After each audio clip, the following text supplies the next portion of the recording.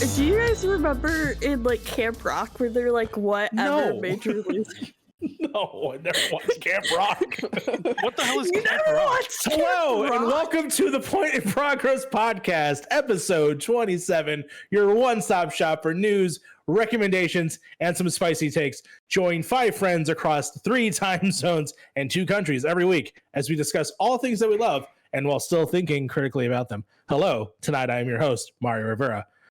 Woo, that felt good to do. I'm cutting everyone off tonight. We're on a good start. This episode's got some energy to it. Let's go. Of course, I have a lot of people here to talk to. And the first person I want to speak to is, hello, Fiona. How you doing? I'm doing. I did it again. Wait. Fuck. We had a personal meeting where everyone pulled me aside and told me I should stop calling Fiona and just refer to her as Fee. And I fucking failed. So, other than being called my legal name, Fiona Marie. Prescott. I don't know. I know her last name. I wasn't gonna say That's it. a turn. yeah. First of all, my middle name, as a heads up, is not Marie. Most But women are. I just want to say that I'm doing well. It's been a week and a last hour, so it's going great. The weekend is here. Fantastic. The weekend is here. And in fact, the man here who should be moved by now, of course, Harv, how you doing? I'm fucking in purgatory and I hate my life. No, I should. Yeah, God, leave me unfinished. God, unforeseen circumstances. I'm still here.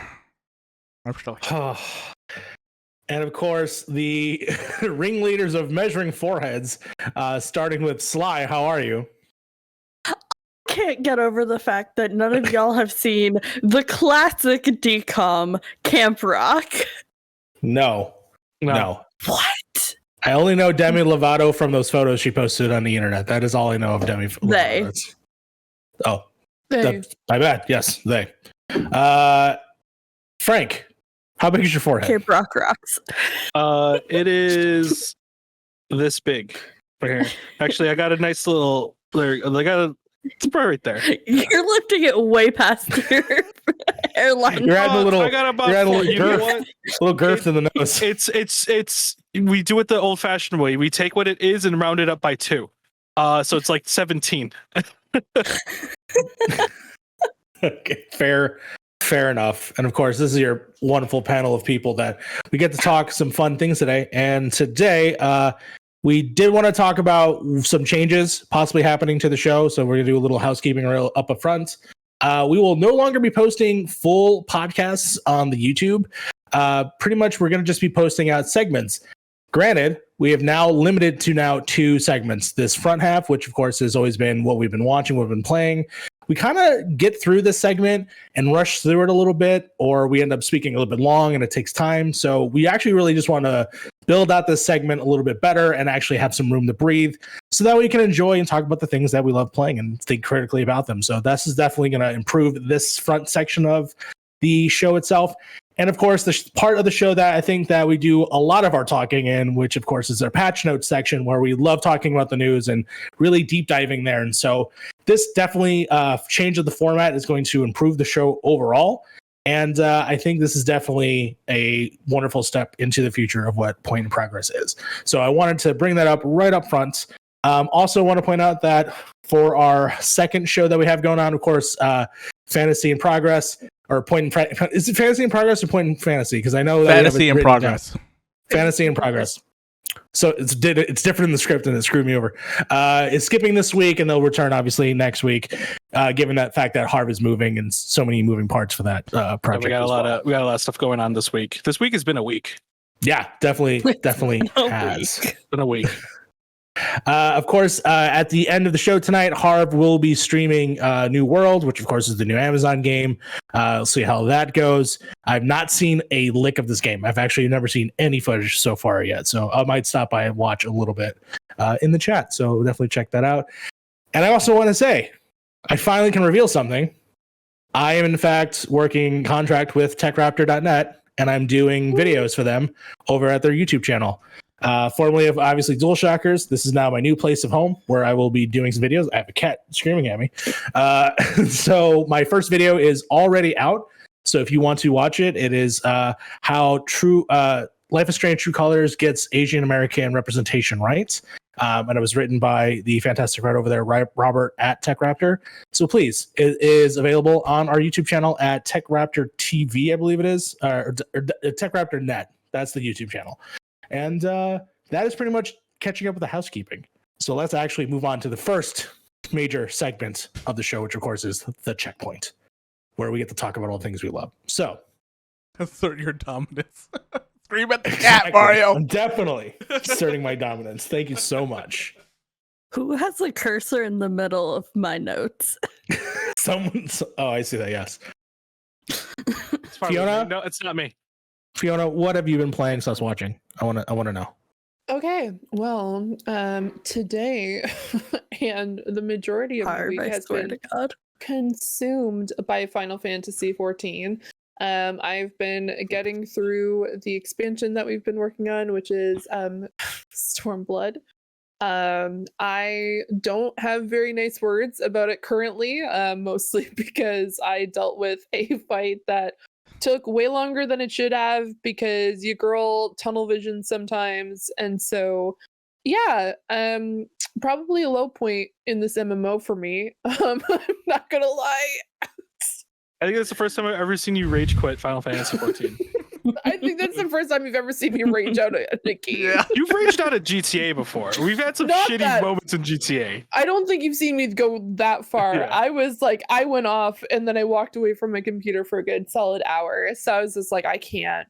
I just can't. For people who've played it, it's post Stormblood. I was just livid. I was just like, this makes no sense. This storyline makes no sense.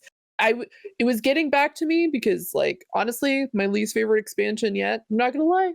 And then I was just like, you know what? The post Stormblood stuff going pretty great.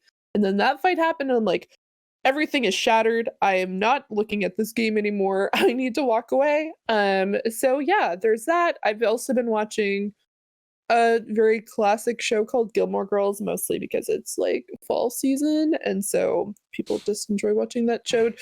Except for the fact that I'm now realizing why it's not a show that I watch very often or go back to, and I haven't gone back to in 4 years because of how irritating some people are in that show. But then I've also been watching an animated show that I haven't told any of you guys, which is Star Trek Lower Decks, which is an animated show all about Star Trek. And it's What's up? No, I was going to let you go because I was going to say I do want to hear about the show and ask you questions about that one specifically. Okay, cool.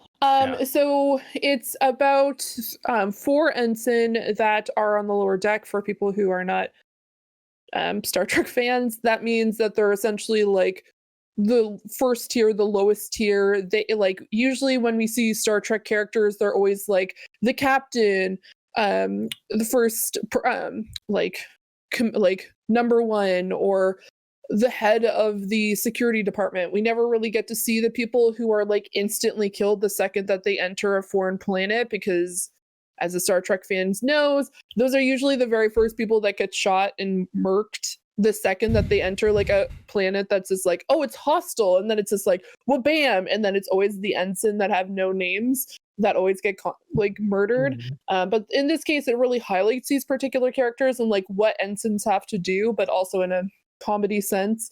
Like it kind of sets the tone when they just like fly the ship towards this fight and they see the Borg. Like this is the opening credits. They fly the ship towards the Borg and they're like, nope, and they just turn around. That's like the entire premise of the show is just like, it's pure chaos but also really funny at the same time. There's a lot of shout outs to like other specific like sci-fi, like Ender's Game and stuff like that, and it's really, really good. The animation style is almost, it's kind of borderline Futurama, but at the same time it almost has oh god, I will remember it in a little bit, but there's another sci-fi show that's about to end this season that almost has that kind of vibe as well. So there's a lot of comedy, and I think it really helps because a lot of the newer Star Trek that we see on TV and even the movies are a little bit more of a serious tone. This has more of the 80s like comedy, but at the same time like there's a lot of like there are serious scenes, but there's still a lot of that comedy and that like whimsy about it that I really enjoy. Yeah, This I is was cool. wondering about that show because is it just its own thing, or is it actually tied to like the history of Star Trek? So I'm not going to spoil it, but there are characters that like they'll mention Kirk. They mention what they call the TOG, which is like the original generation, and so Yes. they'll joke about that's that particular era. They also have some of like I don't really want to spoil it, but there are some characters from other generations there in the Got show. it. So it's connected in some ways, but like Yeah, okay, so it exists within the world of those stories then? correct. Yeah, it's within Cool. it's about on like the best way to put it, it's when Riker is actually captain. So it's Got like it. in that timeline. So it's before Picard, which is the newest show that's currently out, but Yeah. it's like after TGS. After Next Generation. Gotcha. Yeah. That's cool. So okay, so those I was wondering about that because I saw this as like some interesting cartoon that they were just doing, and I thought it was a one-off thing. But then I started hearing that this might have been connected to like the grander canon, which they can have room to play with and make fun of and add to those story elements. And I thought that was cool. So it's cool to have that sort of confirmed. Where can you watch this right now? We watch in Canada. We watch it on Crave. I don't know if it's on Okay. Hulu or it's on. Apparently, it's on Apple TV. Oh, okay. As well. I think it might be in the US, but I know in Canada we watch it specifically on Crave. It's It might be rated by Paramount. Paramount. It's Paramount Plus. Okay. Star Trek is owned it's by an- Paramount, so that makes sense. Yeah. Got it. Got it. Exactly. But no, Okay. it is. I would highly recommend it, even for people who haven't watched Star Trek before.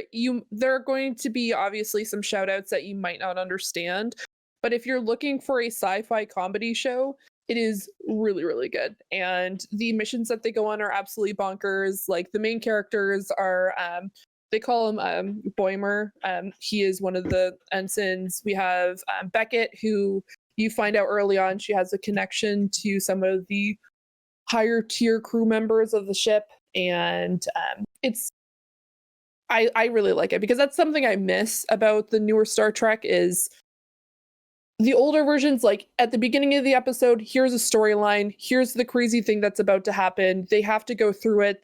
There's jokes and gaffes and stuff. People unfortunately meet their demise at some point, but there's a lot of like it's a beginning and an end. Whereas with the Picard, for example, it's a constant storyline from like the beginning of the season to the end, and there's no real conclusion in an episode. So this is like it's very like open and shut. There are definitely some storylines that continue through it, but it definitely brings back the spark that I missed about the original and Next Generation, as well as Deep Space and Voyager as well. That's good because I do want to watch Star Trek things, but the only interest that I've had has been the new movies, ending with Beyond. And when they announced, I think it was Discovery and also Picard, you know, I heard the reviews from it, and then I watched some Red Letter Media videos that talk about it. And those guys are dedicated like Star Wars fans, and just to hear them talk about how much they dislike those things, that it definitely kind of off-put me. But I have seen good things about Lower Deck, so I'm actually the fact that it has some sort of canon tie, but also can just be its own thing. I think that's cool, and I might check that out specifically. Yeah, I would definitely recommend it because for people who are trying to get into it, Picard is not like Picard's great if you've watched Next Generation. If you haven't watched Next Generation, like a lot of the like special like appearances and like the shout outs and like the different connections and like why is Picard constantly seeing this guy in his head like all the time, like it doesn't really make any sense unless you've watched even maybe like a movie, but at that point like you don't have really that emotional tie to what's happening in the show. Also, I just find it really, really serious. Like I don't know, I always think of Star Trek, I think of like, oh, there's like it's more lighthearted than Star Wars. Like, Would you say it's not too full of itself? Yeah, there are going to be times where it does get serious and you're just like, oh my god, like Deep Space Nine is probably like a huge emotional roller coaster of sadness in some cases. Yeah. And I haven't even watched all of it. Like I haven't And watched. Yeah, like I remember watching one of the movies and they were swashbuckling on a pirate ship. Like Yes. silly fun stuff like that. So like I totally understand. Or they're like Chicago gangsters in one Yeah. episode, you know, because they have that like holodeck thing. So there's definitely heart in those shows, and it does suck that I feel like they tried to trend more towards the movies, but even the movies are fun. Yeah. But for some reason they're like, no, we're gonna go serious and we're gonna say the F word a lot. I also noticed they do that quite a bit on Picard. They do on Lower Deck, but they bleep it out. So it just makes it even more hilarious because Sure. you're like, whoa, you can't say that, ensign. They're like, F you. And then they just like run away. So I love that. yeah, it's a really cute show, but at the same time, there's like a lot of aspects that like it's something I missed about the others, and I'm excited for other people to watch it. And it's something that was completely out of my radar until Lucas was like, hey, do you want to watch a show? And I'm like, sure. And now I'm like obsessed with it. So yeah, I would highly recommend it. Very cool. Very cool. Frank, tell me about Demon Slayer. I want to know about Demon Slayer. Demon Slayer is is an anime series from Japan, of all places. Who would have thought? A show about a kid who goes to go get some coal, comes back, and stuff happens. And he has to become the Demon Slayer, in which he enlists into something called the Jaeger Corps and the Survey Corps. And then he No. starts fighting these things called Titans, right? No, it's I can't really talk about Demon Slayer without kind of spoiling a little bit of how it starts. But it is a show about family, at least what's left of your family, and just slaying demons. You know what I mean? Becoming a demon slayer. I think you would. How did you feel about Midoriya's kind of come up in My Hero Academia, like that the arc he had of just like, I'm going to become this guy that All Might wants me to be, even though everybody thinks I can't. Well, I mean, they established his character, I think, really early on as someone who, you know, is powerless, but is still willing to go that extra mile and do things and save people when he tries to save Bakugan in the first episode. I know all these names. Bakugo. I don't know any of these names, so I'm in the same boat. I don't know what the fuck is happening right now. I was close. I think I had a stroke. I think I had a stroke, and I'm now in a different place. Oh my god. Yeah, I've seen the stars. I'm just saying, you know, the journey of the... like that arc. That arc I do of a like that character arc. who is very weak becoming very strong, and that is Yeah. that is how Demon Slayer starts. Is a character who is a crybaby, and he's emotionally damaged. He's very emotionally damaged, No. but he overcomes all of that. He is. But that's the charm of his character, is that in a world of people who have desensitized themselves to all of what's going on around them, with people, with their loved ones dying, with demons, you know, killing families and stuff like that, he still has his sadness. He can still cry, whereas other people can't do that anymore. They don't have any tears left to cry with. Yeah, he's definitely a Cancer, but Yeah. continue. It's lost great. the cry gene. It's a show that has amazingly beautiful animation. Like, there are times where I'm forgetting I'm watching an anime sometimes, where like it'll go first person or something like that. It really experiments a lot with perspective and just how like things will look in that way, but still kind of retain that kind of 2D look to it. It's and the music is beautiful. The fights in it are phenomenal. Fights in it are go way harder than is necessary.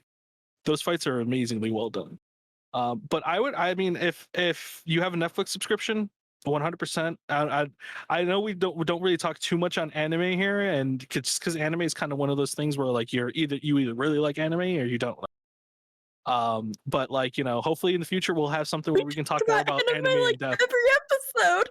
Yeah, but we don't go in depth. You know what I mean? It's very we have you know, a lot of people on this podcast who don't really care for anime, and I'm not going to take up too much time for it. But it's a great show, and if you have a Netflix subscription, it's dubbed. The dub is pretty good. There's some that gets lost in translation because, you know, you're dubbing Japanese to English. but I think the dub is actually really well done. And if you want to go that route, 100%, it also has subs for everybody who likes that as well. But yeah, I've been watching that while I play Project Zomboid, a game where I keep coming back to it just to hurt myself even more because I hate that game so much and all its mechanics and how unforgiving it is and how my character can just die in a heartbeat after spending 10 hours on them. But it's a game that I like coming back to. I'm a sucker for punishment. I've always been.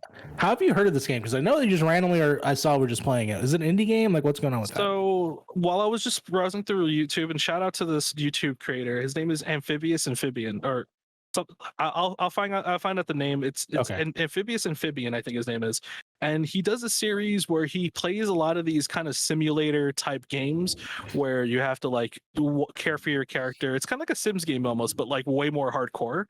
And he does these things, and the way he narrates it is just phenomenal. He makes the video, like a 10-minute video, feel like it's 20 minutes, but in a good way. Like just the way he narrates something, it feels relaxing, and like something that you're watching is pretty horrifying. Is he British? No, he's just a regular guy. He kind of sounds like Mako almost. You know how Mako's got he's that got like that good voice where like yeah. he can Mako's got a voice that I would like for him to tell me a story. Yeah. You know what I mean? And this guy Sorry, has. did you just say British people aren't normal? Yeah. I was like, British? Is it a British? No, he's a normal person. I'm sorry, British people. I didn't catch that myself. I think I just like autopiloted that answer. I'm sorry, Joe Medforce. Joe Medforce has an amazing voice. He's not normal. No. Let's be fair. Joe Medforce is not normal, but shout out to Joe Medforce. He has an amazing voice as well. Yes. But yeah, I discovered it through another YouTuber, and I kind of didn't ever pull the trigger on it until like one day it was like on sale for $5. The game's usually $15, so I decided to try it, and it's a roguelike that if you die, you're dead. It's over. You know what I mean? Your run is over. Restart from the beginning. And I love it for that reason, because in death in any kind of video game, you learn something new. And you learn that, okay, maybe I shouldn't bull rush into a house like that because there might be zombies in it. Or maybe I should not run around naked in the rain because I will catch a cold, and if I don't have antibiotics, I will die. Stuff like that. You know what I mean? Seems legit. Yeah, seems legit. And yeah, it's just a dumb fun game. And then last but not least, I've been playing some Rainbow Six Siege, because I also hate myself even more to play a game where I'm not that good at. I'm pretty decent at Rainbow Six, but I'm not consistent in it. I tend to do really good one game, then really shitty the next, and a really good one game, and then really shitty for the rest of the night. I gotta point out though, definitely check out Kestrel 1A on TikTok. He has a couple of Siege videos that are really good. There are just him whooping ass, and it's really fun to watch. I'm working on another one. I need enough footage for it. It's just gonna be just random ass, like I'll go into a Siege game, right? And I'll be like, hey guys, what's up? How's it going? Or I'll just shoot the shit with some random dude on the internet. And then sometimes you get some interactions that are pretty fucking weird. Like I had one guy who I'm just like, hey, what's up? How's it going, guys? And he's just like, I'm Goku.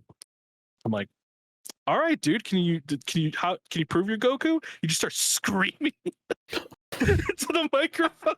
And I'm like, holy shit, it's Goku. You asked for it. I mean, Yeah. if you're gonna try to prove you're Goku, that's the way to do it. And I might be in the minority here, but I 100% miss those like Xbox Live days where you would just shoot the shit on the microphone and just get some random conversations going. 1 second, guys. 1 second. I messed up. I was gonna say, God. I'm like, man, we're ghosts. I can Hey, see we it back. in your periphery, We back. like right here. Yeah, we're back. All right, Okay, cool. Yeah, I might be the only one who's in that thing, because I know a lot of people don't like talking to random people online, but I have some like funny experiences online because of I just Yeah, have no. not had a good recent if it's not a child screaming at me wait, what are you doing? What are you you play playing? Fortnite. Well, yeah, of course I play Fortnite, but even in Halo or something else, I've had that as well. Nephew plays Fortnite. I'm just saying. But Like, New World Drake has played Fortnite, okay? New World has proximity chat inside the game, which is very interesting. Oh, Oh, Very interesting. Oh no! I've turned. What were you thinking? I turned it on and like I never heard anything until yesterday. Some guy's like, "Yo, you want to buy a bag?" I was like, "Wait, what?" I love that. Like, Bro, okay. I would totally Energy? do that. I just like walk up to people like, "You want to buy some fucking scuba? Come over this alleyway." you and your skooma. No, I'm- some guy was selling a bag for like you could hold more in your inventory. He's Oh, like, sure. Bag. I thought you said a bang, and I was like, the "Bag the energy drink. Those energy drinks suck. Amazon by the way. has Terrible. New World is Not brought to great. you by Bang. No, he was just like, yeah, dude, you just gotta Not a put it in the sponsor. slot. You just gotta put it in the slot, and it's green, so you got a little bit more inventory. I was like, fuck, what am I hearing right now? And then it's to my left, and I was like, oh, okay, I forgot that I kept that on. Other than that, I've never heard On your anybody left? talk about Yeah. on your I left. mean, we've all met friends through. That was a Online Marvel ways, you know what I reference mean? in case you We didn't We are get literally that. on a podcast with online friends. What are you talking about, dude? I mean, like, I it's different from meeting people on Discord than it is for like just some random that you meet on like a video game. You know what I mean? Like, Right, it's some just a random different strange. experience. That's what Yeah. Frank's looking for. Some random strange on the internet. Dude, I love it. I just love just getting the randomest fucking people ever. It's just fun. I don't know. I'm definitely in the minority there for that because there's some weirdos online. There's some straight weirdos online. That is an understatement. An understatement. Harv, you kind of already mentioned New World. Tell me a little bit on New World because I have not touched this, seen this. So tell me about this game. So this is Amazon's foray into the critically acclaimed MMORPG genre that we all know and love. Oh, so saturated. Do we? So- Do we love it? I mean, it's not. I But the thing is, fucking like, love it. the thing is, like, it's. I feel like it's not as saturated as we think it is because there's only like 4 that are like the top MMOs, really, right? There's like those little bottom ones that kind of have like their player base. So this came out 3 days ago, right? The 28th, I think it came out. I have about 40 hours into this game right now, so I've been playing it a lot. I've been playing it a lot. My Christ. my thoughts on this game is this is the new ESO. So what ESO was when it came out, this is that version of that game. Bro, the wind up on that look, Fee was just like, I want someone to gift that, please. bro, I will do that. I will make sure to do that. That was good. oh my god. Somebody please clip that. I need a Corey Cudney in here to make us gifts because that was great. I'm sorry, Harv. If you I have saw no what idea I what saw. happened. I have no idea what happened. But yeah, so this the thing is like this game it's got really good things and it's got stuff that they're just I feel like they just got either ran out of time or they just weren't experienced enough to add it. Like there are things like when you have like your party, it doesn't show your party's level. It doesn't show like where they are or anything like that. It shows them on the map, but that's about it. And then no mini map, I get that. This game doesn't have a mini map, it just has a compass. ESO does the same thing as well, so like I can't fault it for that, but mini map is always better than a compass. I don't want to look at a compass the entire time. Yeah, compasses suck. Yeah. But honestly, the combat feels good. The leveling, the progression is slow AF, and that is something that is really bogging me down. Is the leveling is very, very slow. Especially your weapons. Their weapon leveling is very slow.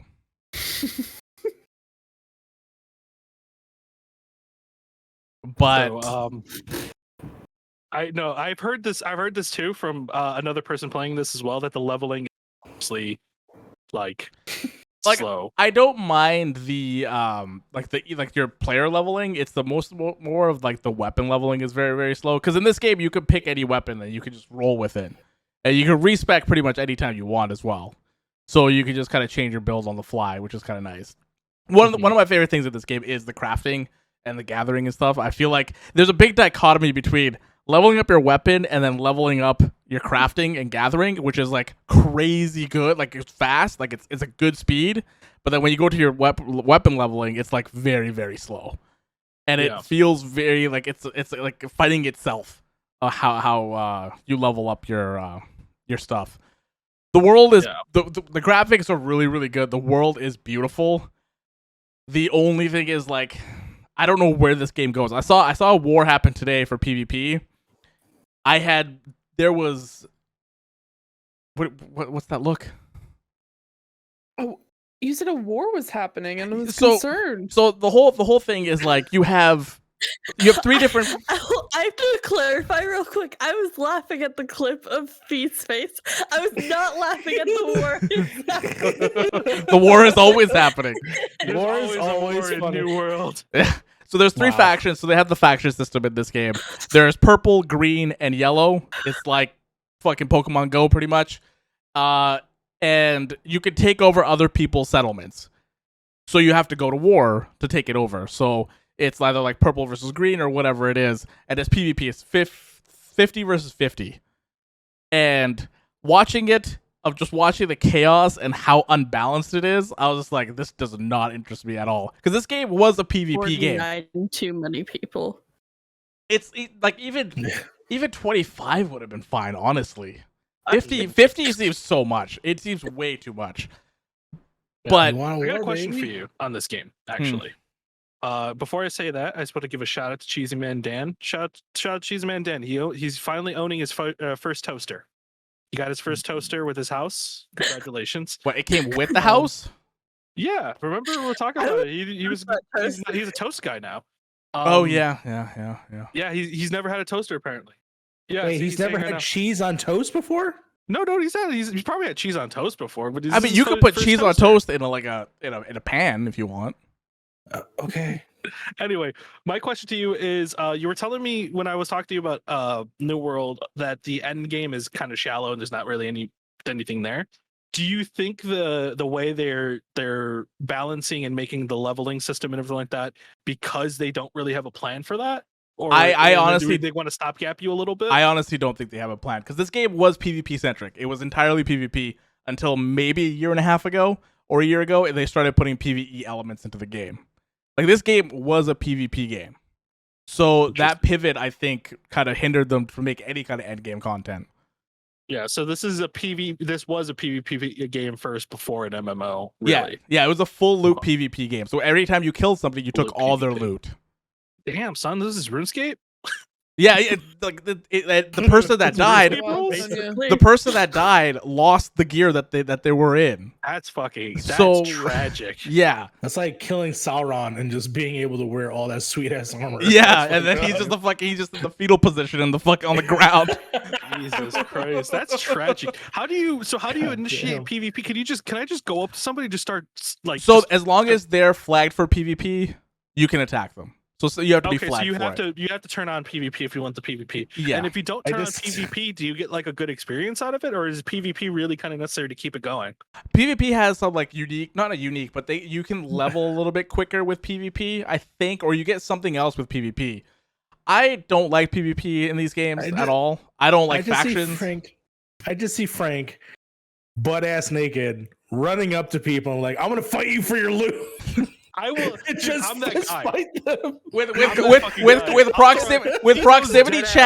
proximity chat, you could probably make some good content out of this. He knows how fucking ruthless I am on GTA, bro. I'll go random. Oh wow! It got so bad where I quit the pod. So there are PvP quests where you go to your faction and grab PvP quests, and you have to do certain things, like stay in an area for a certain amount of time, like that kind of type thing. I think the faction system is antiquated. I don't know why these games even have this. I don't like because in a month or two, either this server is going to be all yellow or this server is going to be like all green or all purple or something like that.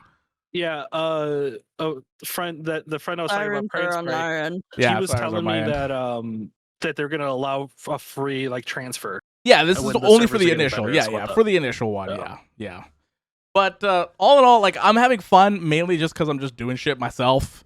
I'm crafting, I am gathering, I'm leveling, questing, and just running around like a crazy person because it is downtime for me when it comes to Final Fantasy 14. Once Endwalker comes out, I'm dropping this like a sack of potatoes. Like I'm done. I'm done from this game. So So until then, this is pretty much.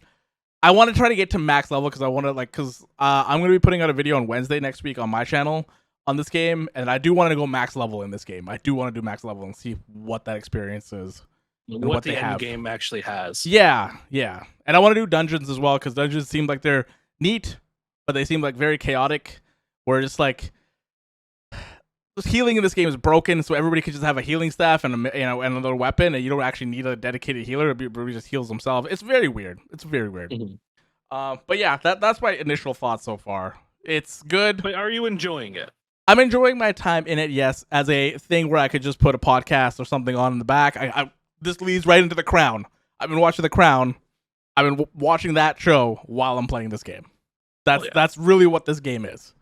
That's really what this. If anybody is telling you this is the only MMO that I've stopped watching podcast or listening to podcasts, they're lying to you because this game has it doesn't have that unique quality to it. If someone is out there saying this game has 100% my attention right now and no other thing is playing in the background, you're lying. Yeah, this game just does not have that quality to it.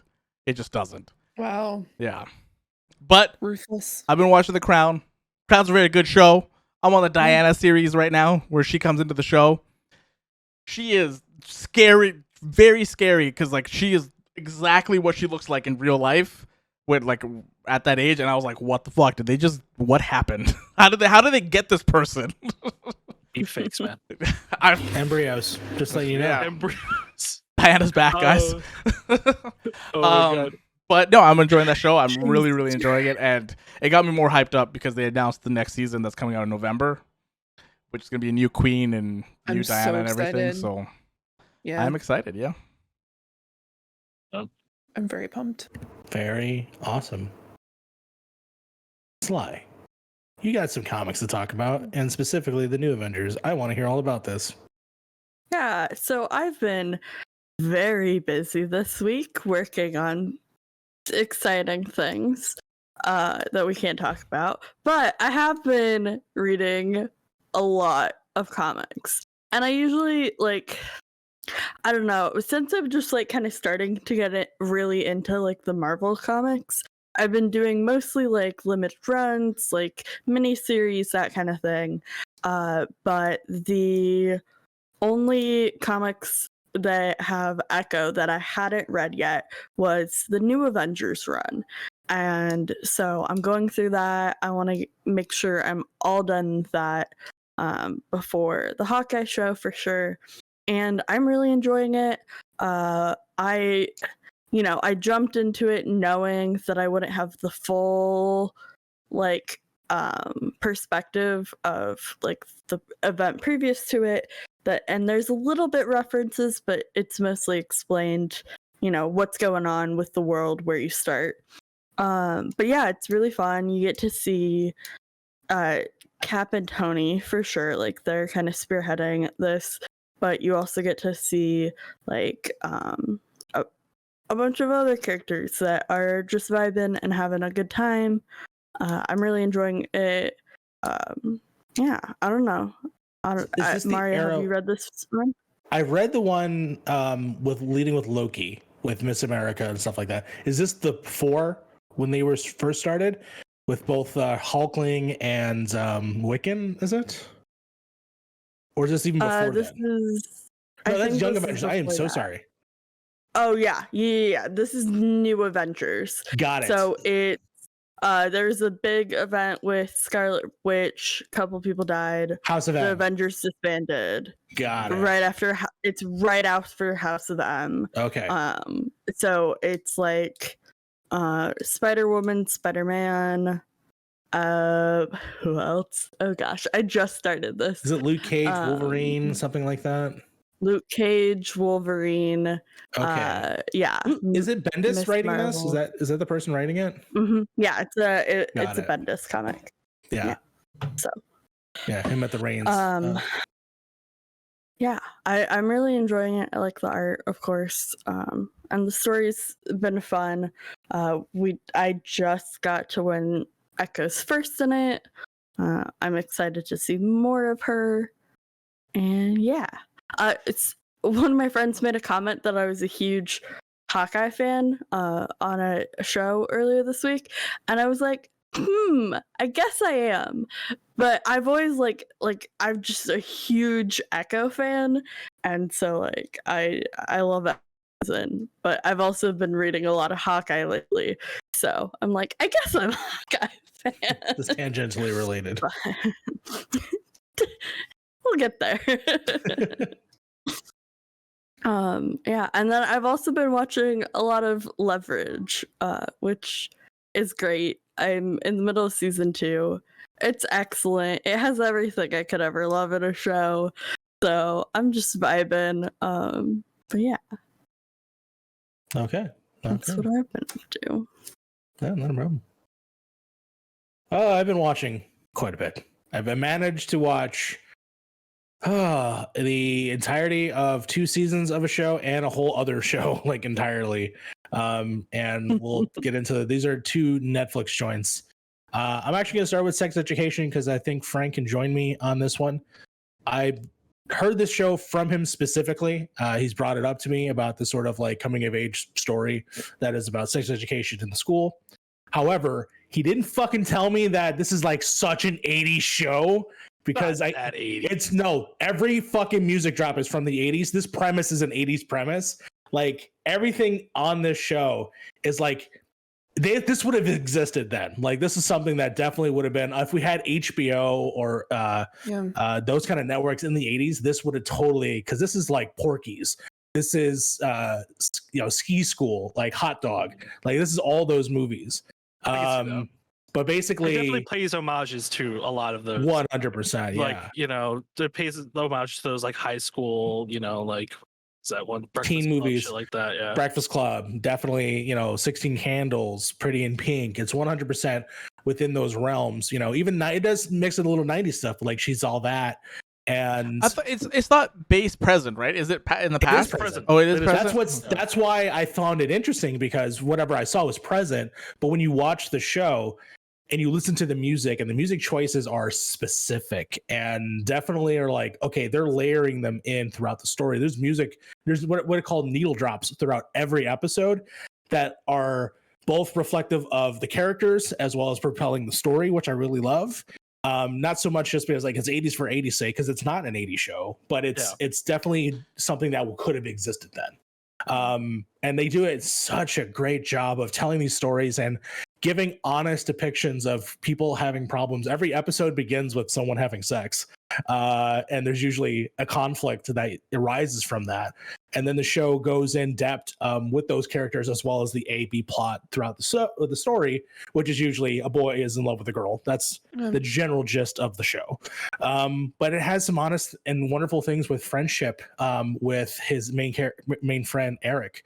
And things that he goes through, and bullying and accepting himself in the family, like so many wonderful, awesome things, and people discovering who they are, discovering asexuality, discovering what they want to be in life. Like it goes all over to the main things that kids go through and does them honestly, while people are being repressed and being institutionalized within the school system, which basically is telling like, hey, you don't think about this, you're kids, don't think about this, which is like, these are what kids for this. Exactly. For this, it shouldn't be something that's on your mind, either that you have these feelings, you should not have those feelings.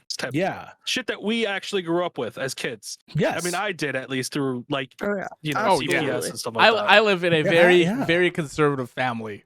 A very conservative family. which newsflash, ironically makes kids want to do that even more. Yeah. No, yeah, it does. Yeah. To do it. Yeah. Instead of educating them in safe ways to live, honestly. You know what I mean? 100%. And one of my favorite dynamics in the first season, I believe it, because they don't really go into it in season 2 and 3, but there's a conflict between Eric and his father throughout the whole first season. And it's not based on of like his father doesn't want him to be gay. He's just afraid that he's gay, in the sense that of like, he doesn't want someone to harm his son. Right. But they just can't communicate that with each other, and how they can like, how Eric grows up in that part. There's a great section with Hedwig and the Angry Inch that was awesome. Like they do so much. I think one of my favorites in that whole series is just like so good. his family truly does love him. Yeah. But it's not that they don't like that he is gay. It's the fact of the matter is where they come from. It's very dangerous, and they just want their son to be safe no matter what they do. And that's explored a lot in season 3. So I'm glad you're finally, or the newest season actually. Yeah. So I'm in the middle of season 3 now. I'm only 2 episodes in, and yeah, absolutely. Have a blast. There's a moment where, and this is one of my favorite through lines, of a woman on a bus and gets assaulted in like an innocuous way, but it's so damaging, and how this person goes about it and can't get back on the fucking bus anymore. Yeah. And the way that they end that story, I thought was so beautiful. And so definitely heavily recommend Sex Education on Netflix. It's like one of the best shows I've seen. I'm very thankful for Frank for mentioning it, because like I said, it hits all those bars of all the things I love, like 16 Candles, but does it in a way that I feel is such a smart idea. And Gillian Anderson is beautiful, and I love her. Gillian Anderson is beautiful. It's a show where you really can, even in our later years of life, learn a lot about yourself and learn a lot about things that you may have misconstrued through. The internet's not a smart place to get your sex education from. 100% no, because you're gonna there's so many different people in the world, and there's so many different like walks of life and just how things work in that respect, that you tend to kind of think things are a lot different than they are. And the show kind of puts it into a perspective, almost kind of like a sex education class, but in a way that makes it so entertaining to watch every one of these students kind of become better than who they were, because they're willing to learn. And it shows that kids are willing to learn. You just gotta stop making it seem like this is what they have to learn. Kind of reminds me of I don't know if anybody watched Masters of Sex. I watched a little bit of it, but I did not. I think I've seen it on Pornhub one time. I'm just playing. No, I've never seen this show. It is an awesome as a show. fan of Mean Girls, Lizzie Kaplan, I might seen a show. Dude, it is. Well, yeah, 100%. But it is a really, really, really good show. I'm sad it got canceled, but it kind of reminds me of that, because like they're going through like the same kind of journey, but they're going on like a macro level where they're like, what does sex do to a person, and what does the body feel, and how do they feel emotionally after sex and stuff like that too. Which is an interesting thing. This is going to be a show that's going to be right after Crown, I think, because everybody's been talking about it. It's such an easy watch, hour-long episodes, 8 episodes a season. Like, I got through it in a day, and then I'm already on season 3, which is the current season, and then there's going to be a season 4. I got to watch this and Squid Game, apparently. Yeah, I got to watch that, apparently. Everyone's everybody's fucking talking about Squid Game. That's my plan this weekend. Before we end this podcast, Red pill me on what the fuck this Squid Game Fee, if you're going to watch it this weekend, let's watch it this weekend. I'm down. There you go. Let's watch it. You 3 watch it, you let me know, and then I might catch up on it, because it looks cool. It is so good that a Korean internet service provider is planning on suing Netflix for the bandwidth that people are using to watch the actual series in Korea right now. Really it is insane. Like, it is right now, it's like competing to be the most watched Netflix series of all time. Yeah, which I think it did it. I think it did it. Yeah. Yeah, I think the first time I heard about this, it was like somebody posting an article, or maybe I don't remember what it was, but it was talking about how like it kind of proves that US viewers are 100% okay with watching something that's subtitled. I mean, I feel like Parasite was the first step for that. Well, in the article, I think that Frank's talking about, they even quote Bong Joon-ho about his Oscar speech, which is, if people can get past the 1 inch of text, then, there's so many stories you can involve, which absolutely. I love a lot of Korean horror stuff specifically. So definitely, please, any of their content. I'm starting to open up more about that. Like, I watched the Netflix event, and there's stuff they showed, and I'm like, hell, I'm kind of interested. It was an awesome that event fight was show. Awesome. They did such a good job of that event. It was a 3-hour event, but that didn't feel like a 3-hour event. Yeah, I should have wrote that in the news, but it doesn't matter. We could talk about that some other time. But otherwise, there's some good shit in there. The other thing that I want to talk about in Netflix that is also high up there, and it just so happens to have a small cameo for Gillian Anderson as a poster, is Midnight Mass. Midnight Yeah, Mass. People are I've been talking hearing about about this. this, too. I'm hearing a lot of things about this. If you are a fan of the movie Doctor Sleep, or if you've seen the TV shows Haunting of Hill House and The Haunting of Bly Manor, Mike Flanagan is the motherfucking current genius of horror right now. And this is, in my opinion, his masterpiece, Midnight Mass. It is 7 episodes, which is even like shorter than most things you can find on Netflix. That's quick. And everything's an hour long, so perfect length. And it is a wonderfully front to end story that is, there's no season 2. This is your story. And without going too much into it, is basically someone accidentally murdered someone while being drunk behind the wheel and went to jail for 4 years. And then basically is given probation, and he goes back to his original hometown, which is a small island. I'm not exactly sure. They just call it the mainland. They don't actually tell you exactly where the island is. But Probably it's like, good. It's probably good that way because like it's probably better that yeah, way. Yeah. They tell you what the name is, Crockett Island, but I don't necessarily know exactly what the location is. But it's basically the only way to get on is you have to get on a ferry, or you have to be on a boat. That's already And so creepy. it's already creepy. It has like a population of like 125 people. And basically, the main thing there is people love going to the church, which currently has the pastor who has been there a majority of his life, has gone on a journey and has been sick, and someone has replaced them. And the story unfolds from there. Definitely, absolutely a show where it's mostly people just talking in a room. So if you are interested in dialogue and people Let's talking, go. I'm down for that. oh my God, it's literally monologue after monologue from multiple characters, and they're fucking gorgeous. They talk about so many themes about religion, life, what does it mean to die, like all these wonderful things. The way that people use the Bible to justify their means, so that way they can get away with perpetrating terrible shit. There's a character played by kind of funny best friend Raul Coley, who I will be referring to as Daddy because he is fucking incredible in the show. Oh my God. That's the only thing I can say is if you like horror and anything, and again, I don't think this is the most scariest thing I've ever seen, but I love the suspense of it, of what is it trying to build to. And then when you find out what it is, I find it interesting with the themes and what they're going for. So definitely, if you are afraid of religion, I think you'll be okay by watching this one. This is I was gonna make a really bad joke. No, 100%. But I'm not going to now. Make that joke. Nope. And it definitely challenges it, and it's such a great show. So I highly recommend everyone. I'm trying not to say anything about it. So this guy is the same guy that makes the Bly Manor and stuff, right? Yes, all the 2 things that I said, those are all individual stories as well. They're all individual stories, so This they're not guy's connected. This guy's got They the just have golden the same They ticket. all have Raul Coley in Yeah, them. Two of them do. Two of them do. 2 of them do. And he's in this both, guy's yeah. got I'm just here for Raul Coley. this guy's Yeah, got you the asked golden questions on it. ticket. This guy's got the golden ticket because like he Oh can my write his God. own stories Yes, and make them one season done, no baggage whatsoever, and then go right to the next thing. It's like he took the concept of the haunting house from the original book and the movies that have been inspired about it, told his own kind of story with it, and then Bly Manor, which is based on like another famous trope of horror movies, but Midnight Mass is 100% him.